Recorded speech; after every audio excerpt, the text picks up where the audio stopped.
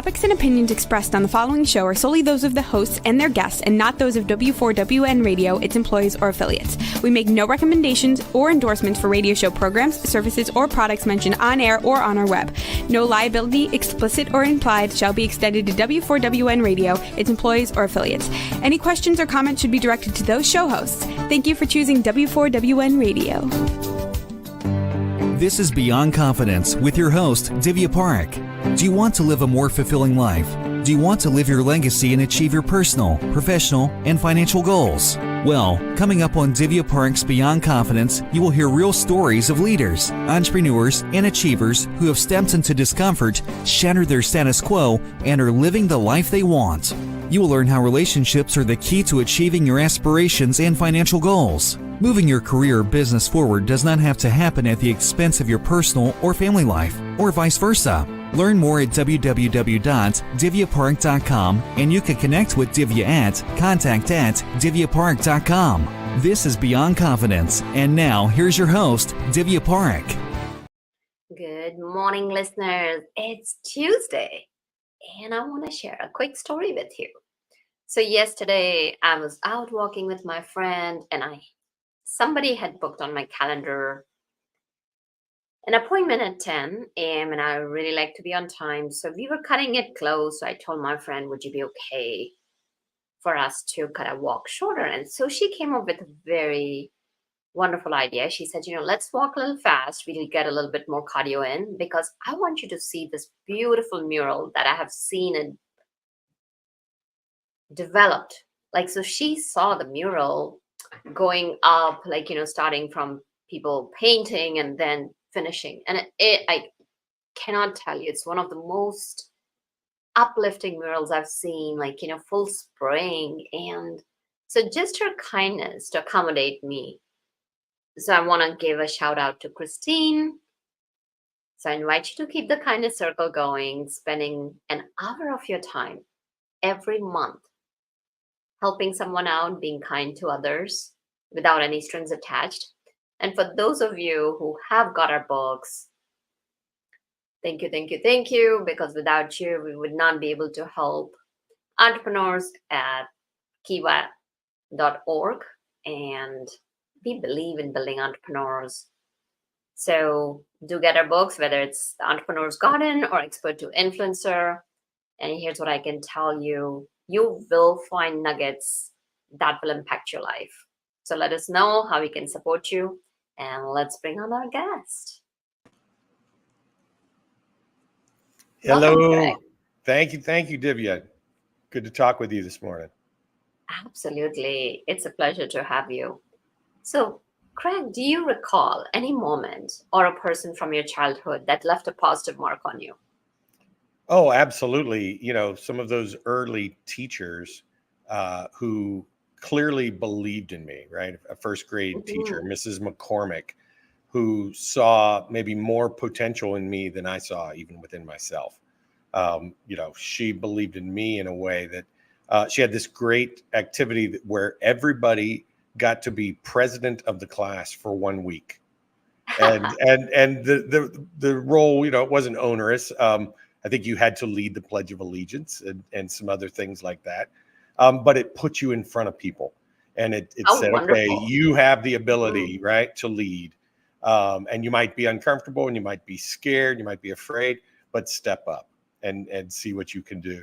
And of course, she had no idea that, some 15, 18 years later, I would be president of my senior class in Charlotte, North Carolina.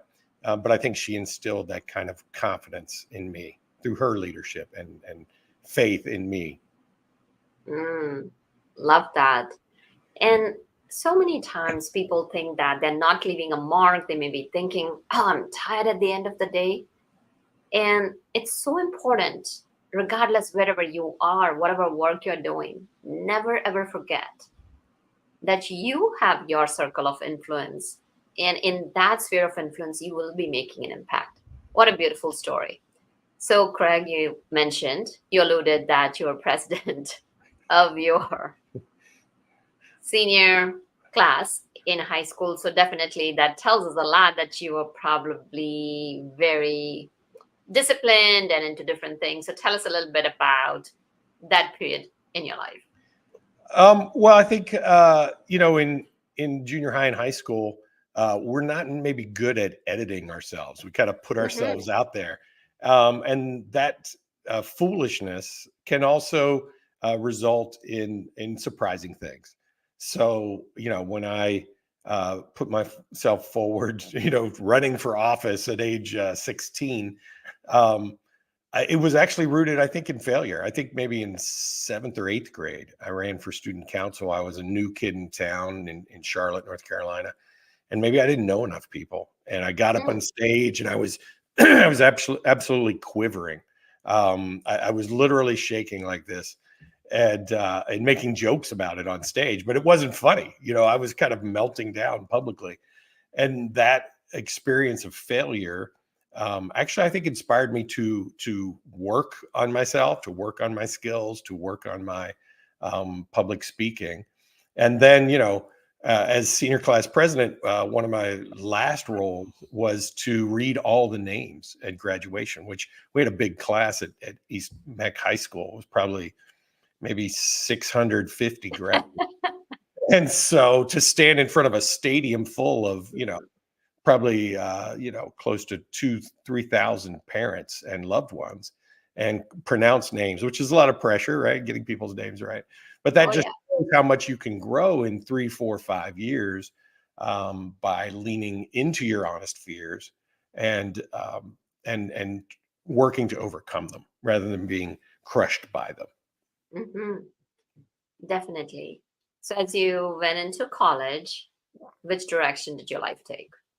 At the time, I was thinking a lot about politics. I went to Boise State, which is a political uh, approximation, and I saw the way the game was played. I saw a lot of the positioning and ambition, and it actually was off-putting to me. Mm. People who maybe didn't necessarily have the best interests of those they were representing. They were kind of endless self-promoters, and I thought, that is not as attractive as I thought it was going to be. And so, in going to Davidson College in North Carolina, there was a strong emphasis on the liberal arts, and and so had to take classes in a bunch of different areas. I took political science quickly, and then I started taking classes like English and art, particularly studio art and painting, and discovered that I liked that creative endeavor of reading, of writing, of trying to express things on canvas. They had a couple classes in filmmaking, and I took both of them my freshman year. So I was already out of film classes. There wasn't a film major at Davidson at that time. But what I ended up heading towards was that creative realm, that storytelling realm. And I think just the fundamentals of studying, Shakespeare, studying some of the great novelists and poets throughout time gave me a base of how we can and have expressed ourselves, and then the power of art to develop empathy, to build bridges, to understand other people's experience through what they've written. A book like Invisible Man by Ralph Ellison Hmm. helped me understand what it feels like to be invisible, to be overlooked, Mm. and so that gave me this sense of adventure and wanting to go beyond my experience and enter into others' situations. So if you're open, I'd like to discuss the point where you mentioned that, you had the feeling of being invisible. Tell us about that time in your life and what was it that happened? Well, when I graduated, I went to teach in Tokyo, Japan, in a suburb outside Tokyo. And at the time, for the first time in my life, I was a minority in a majority culture, Hmm. where the Japanese as an island. They have developed their own culture, very unique, very strong culture. And so to step into that, I immediately felt a little bit of what it meant to be a foreigner, right? There's a very strong word they have for that, gaijin. So that was one of the first words I learned in Japanese, because that's a word they were talking and ascribing to me. I was being viewed as a foreigner. I was being viewed as other. And so there were times on the subway where I wanted to be invisible. I wanted to blend in, and I was always Mm, being called out and singled out. And so there I am reading Invisible Man about someone who, because of prejudice, felt like he was invisible, felt like he didn't fit in. And I was mm, having that exact same experience as a minority for the first time in my life. And then I started to understand where you start to self doubt and you start to self sabotage. You may be hesitant to speak because you're not sure if you have the right words or if you'll be laughed at or dismissed, whether your communication style will be accepted and get through. And so then you start to, yes, self doubt and say, I don't know, maybe I shouldn't, and you start to shut down. And so yeah. the person you once were becomes something else because of that Mm, environment. So there was a very good experience, I think, for me to be on the other side of mhm. of of what it feels like to be viewed as an outsider, to be viewed as other. Would you say it felt like that little turtle, who retreats back into his shell and that zone of comfort? Well, yeah, and that was a very, very weird feeling, for me. Mm, Someone who had been, say, a class president who was used to being in front of crowds. Suddenly, I'm in Japan, and it's like I don't have the words, I don't have the pronunciation, I don't know what the social rules are, and I have to withdraw and kind of watch and observe and just try to say, I don't really know what's going on here. I have to kind of figure out what the social mores are, what the social contracts are, and not step over into areas where I don't understand the culture. I don't understand the unwritten rules of how things operate. mm. How long did you end up staying there? Almost 2 years in Japan.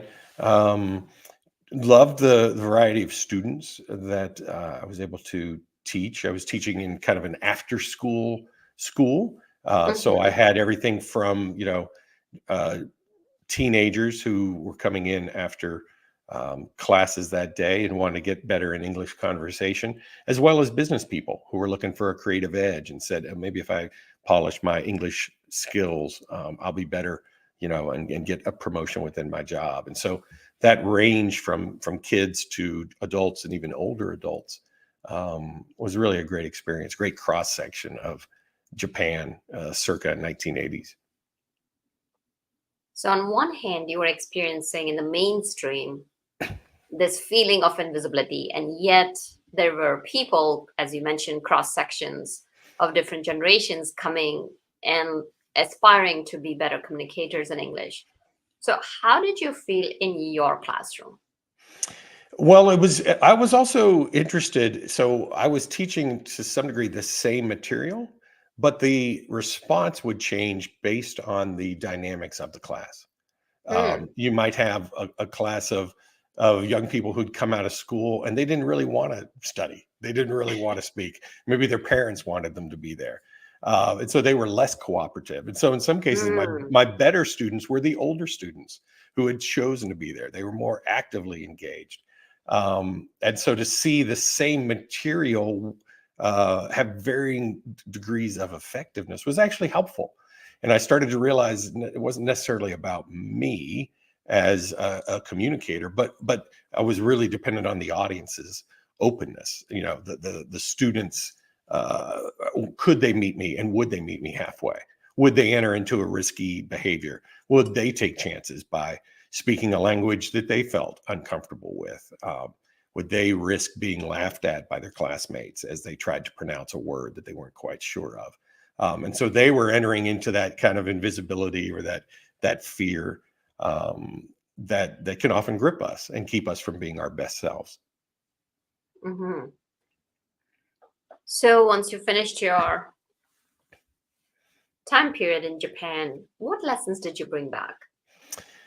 I think the power of cross-cultural communication, the power of observing and perceiving what's going on, of listening before you speak, um, the idea that my way or my heritage or my background may not be the only way, and having much more humility towards that. The other thing I think living abroad did was train me to enter into new experiences, trying things that I hadn't tried before, right? The first time you try raw fish, you're not sure. It's like, it's uncooked. I don't know. Is this going to kill me? And of course, you taste some exquisite sushi in downtown Tokyo, and you're like, this is actually delicious. How have I missed this my whole life? And then you come back to the States and you're like, where can I find such, great things? So I actually, on my way out, I loaded my bag with all the things I thought I wouldn't be able to find back in America, the different kinds of foods, the different teas, curries, all these different things that I wasn't sure I'd be able to find in the States. They're more readily available now, but 30 years ago, not so much. Mm. So 30 years back, were you able to find as good of dishes or food or sushi after coming back here? No, I mean, North Carolina, there were some cultures, but it was not as diverse a community as it is now. It's actually expanded much more, where you have different cultures, different tastes, different experiences that have actually, I think, strengthened the state and strengthened local communities. Mm-hmm. So after coming back to the US, what did you venture into? I worked with young people for a number of years as a mentor, working with an organization called Young Life that did, I think, really good work at entering into kids, teenagers' questions, their pain, their angst, coming alongside them as an encourager, as a mentor. Through that process, I met my wife. She was a volunteer with the organization as well. And we worked in a cross-cultural setting. We crossed over from, maybe the, which might call the south side of Charlotte, which tends to be a wealthier side of town. We literally crossed the tracks, crossed the freeway to West Charlotte, where opportunities and maybe school experiences weren't as strong. And so we started an after-school program similar to what we were doing in Japan. We were doing tutoring and that type of thing. But we were doing that in an urban Young Life setting for teenagers who maybe didn't have a safe place to play after school. We partnered with local churches. We worked with local organizations like the Urban League to provide volunteers and enable kids to get out of maybe the situation that they had been handed and be able to rise up towards a college degree that they maybe hadn't imagined. They had the capacity, they had the skills, but they didn't maybe have enough experience. And so we as college students were able to come beside them through the Young Life setting and say, no, you can do this. You can do this. You've got the gifts. Let's apply what you know and figure out how far you can go. So you gave them the confidence, like you mentioned, that they had the capabilities, they had the skills, they just did not know about it. So are you still continuing with that, or is that? No, actually, after getting married, my wife and I went to grad school in California, and I crossed the country. And in a sense, we maybe thought it was going to be a short-term experience, maybe a year or two while we work on a master's degree. And it became really our life for the next, 30 plus years. We've been Californians and raised a family there. And when I got to California, I discovered all these folks who were in the movie business and in the entertainment business who were storytellers for a living. And so I kind of reconnected that part of my brain and my experience, that English major that was interested in stories and interested in fantastic tales. And I discovered that all of that training that I'd had in reading and writing actually came in handy. That people could actually pay you to make up crazy ideas, silly things. And so I became I went to film school at University of Southern California. and became a screenwriter. Oh, wow. So are there any of your works that we know about? I would say yes, if you're like watching maybe the Disney Channel at 4 in the morning. You can maybe see some of my some of my work. I wrote, they always say write what you know. I wrote a film about a dog who inherits his master's British title and estate and becomes part of British royalty. That was my own little kind of British royal satire. So that was called The Duke. And so that was made. I had another film that I wrote that came out 2 weeks after 9/11. And that was not a time when people wanted to go to the movies. And so it was very frustrating in some cases to see that the things I was making were being impacted by other much larger cultural forces. And so something you could pour 2 years into could be done or finished in 2 days, depending on what time it opened. And so the process of encouraging people to develop a resilience that says, maybe the thing you were hoping for didn't quite happen, but to get up and write another story, to tell another tale, that grit that you need as a creative, as an entrepreneur, that kind of muscle is really what I developed through working in Hollywood. Absolutely. And yeah, writing that script The Duke sounds wonderful.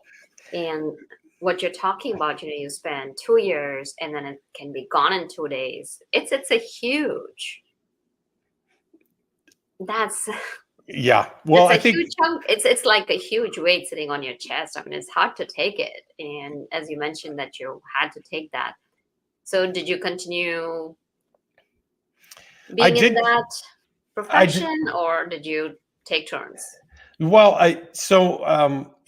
my wife said, I think you get so in your head with these story ideas that it'd be better if you got out of the house a bit.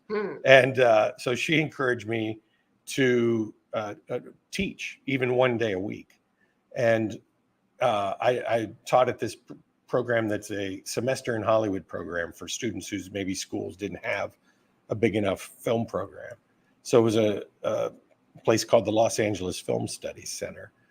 And so you had students from all over the country who came with their own Hollywood dreams. And I found that I did a great job of encouraging them in their creativity, in their risk-taking, in bringing, whatever their own life experiences was to bear into their storytelling efforts. And, I found that I appreciated what we could create even within one semester, how much people could grow in, 10 weeks, 12 weeks, 14 weeks, growing in their confidence, growing in their resilience, and starting to get to understand the entertainment business.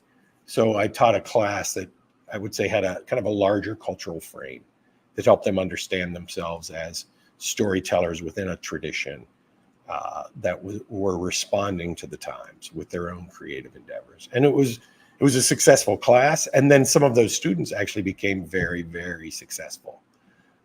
And that's when I realized I was a good coach. I was a good encourager to help people get over their fears, to get over their self-sabotage that often keeps us from starting those endeavors, whether they be business endeavors or creative endeavors, which most businesses are creative endeavors. So it sounds like you went back to teaching, did a lot of teaching, you went through different colleges. So there are a lot of entrepreneurs and creatives out there who think like, it's a passion, art doesn't make any money.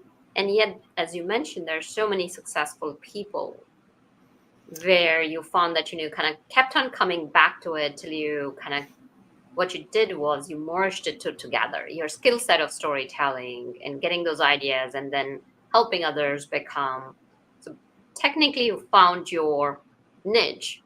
And there's so many people just kind of anchored, like not knowing where to anchor. What would you tell them? Well, I would encourage people to lean into both their passions, right? Their giftings. There's a reason why you love the things you love. I loved film because I think I was looking for maybe the ability to write a different story for my own life. I was looking to write a different ending, maybe than the script that I'd been handed.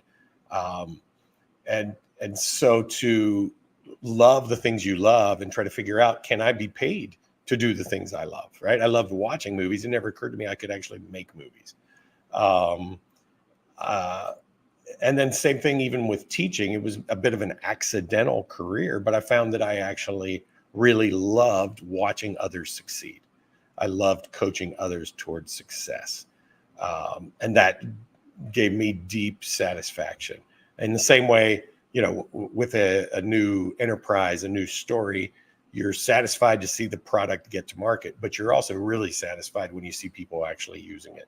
And so in a sense, that's what happened with me as a teacher, to see the concepts that I had in my head of storytelling or how to communicate an idea, to see someone actually take it and run with it. And then, you know, starting to work for somebody like Judd Apatow, or figuring out that they could be a comedian and starting a stand-up career, or, a kid from Hawaii who discovers that his deep empathy can help him tell a movie like Short Term 12, which can get him enough notice in Hollywood that eventually he's directing Shang-Chi for Marvel. That's a beautiful thing to see, because I know the humble origins of that student, and yet I also know how he has cultivated his art, leaned into his own story, and put it on the big screen for millions and millions to enjoy. Absolutely. So basically, you're amplifying the impact that you want. It doesn't matter whether it's your story or whether you are transforming other students, and that's even harder and more powerful to do. So, can you share some practical strategies for crafting cohesive and impactful work?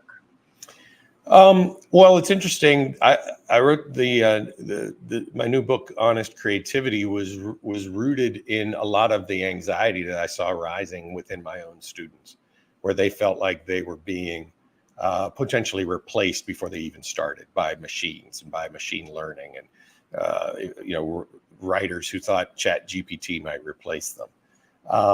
And so what I'm trying to do is call people back to their deepest humanity, whether that's our fears, our aspirations, our limitations, and try to look at those things as strengths rather than as weaknesses.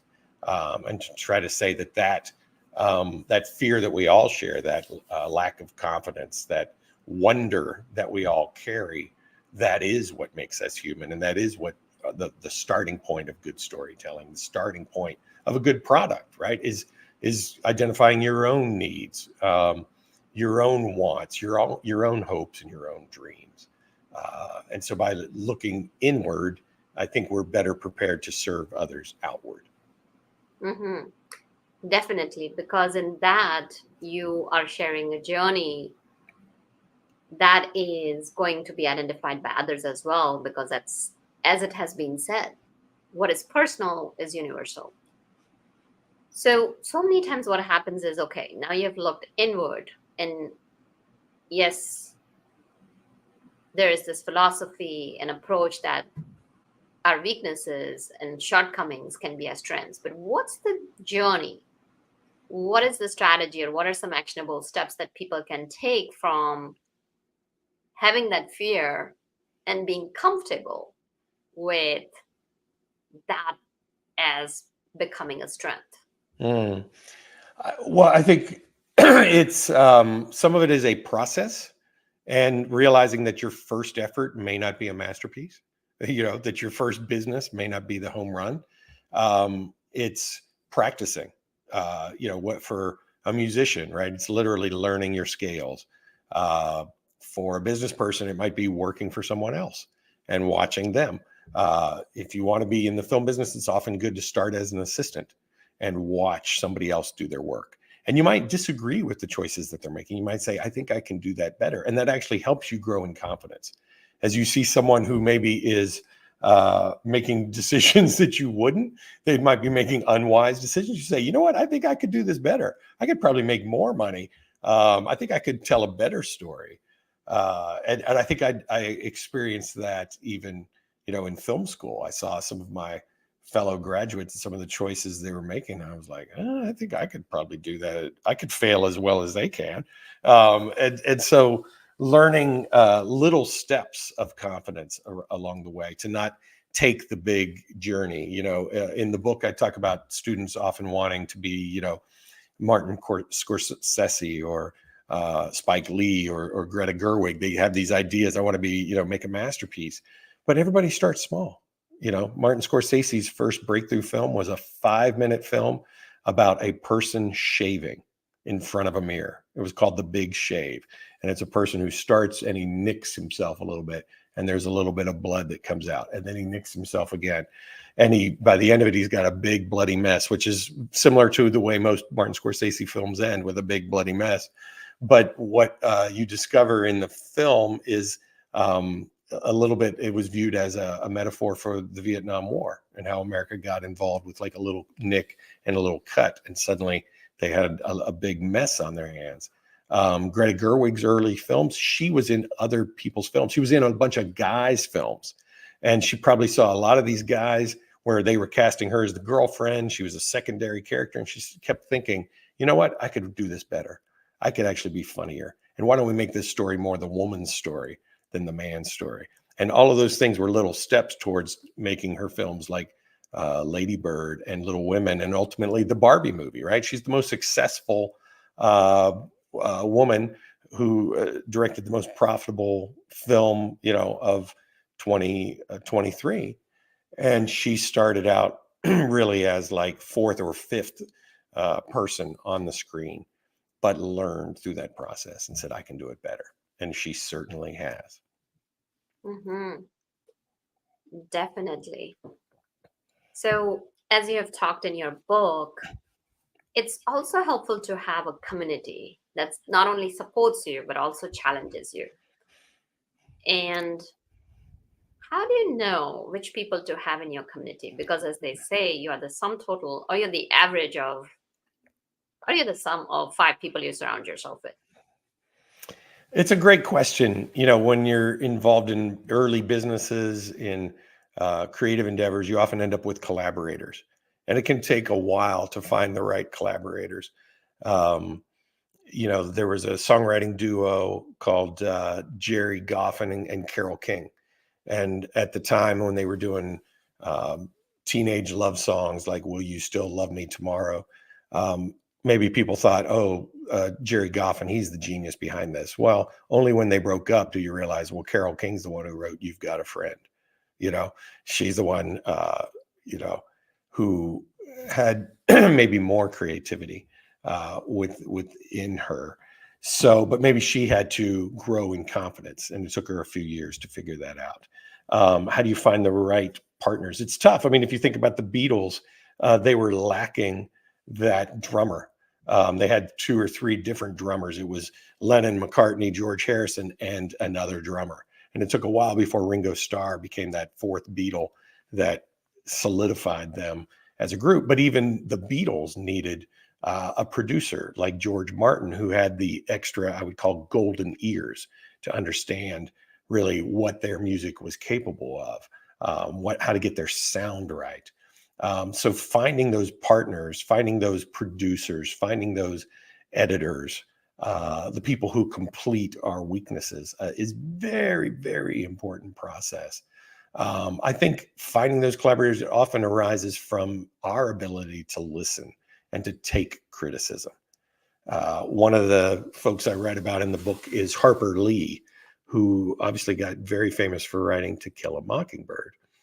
And only after she was dying did her publishing company release an earlier version of that work called Go Set a Watchman, I believe is what it's called. And you see an early version of Atticus Finch that is much less heroic, much less aspirational than the finished heroic version of the lawyer who's defending those who've been unjustly accused in To Kill a Mockingbird. Well, it turns out that Harper Lee's editor was the one who said, I don't really like this character that you've written in this early draft. He doesn't inspire me. And she said, well, it's based on my dad, and he had some racist tendencies. And she said, well, that may be fine, but I don't necessarily want to follow that character. And Harper Lee listened to her editor and said, I will change him and make him more idealized. And of course, that idealized version in To Kill a Mockingbird has been read by millions of school children. Everybody experiences it in junior high here in America. And it shows us kind of our best aspirational selves. Absolutely. So sounds like, you have pulled your life experiences into your book. So tell us a little bit more about your book and what can people learn from it? Well, I think my hope is that it will give us confidence to create. It will help us overcome that fear that AI may be engendering in people by saying, beyond AI, I think is that older power called HI. That's human imagination. That's human ingenuity. That's that human innovation that I think will always outthink and outmaneuver even the best tools that we might create. So to look at AI as a tool rather than as a crutch, to look at AI as a possibility rather than as a competitor, and to realize that our strength, our power, our imagination will ultimately prevail and will be what continues to make us unique in the marketplace of ideas. That is so true. So do share with us the title of your book and where can people find it? Sure. The book is called Honest Creativity, and you can find it Amazon, Barnes and Noble, and hopefully at your local bookseller. Please support independent bookstores. A big fan of those, those community gathering points. So if they don't have it on their shelves, they'll order it for you, and it'll be there in a couple of days. Mm-hmm. And how can people connect with you? I'm a fairly social person. You can find me on Instagram and Facebook and Twitter and all the usual places. My website's craigdetweiler.com. You can see the different kinds of books that I've written, almost all really helping us understand culture better, understanding movies, music, TV, fashion, sports, and looking at those culture shapers.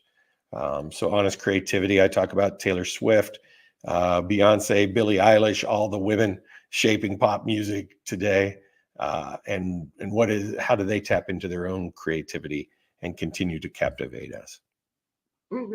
Absolutely.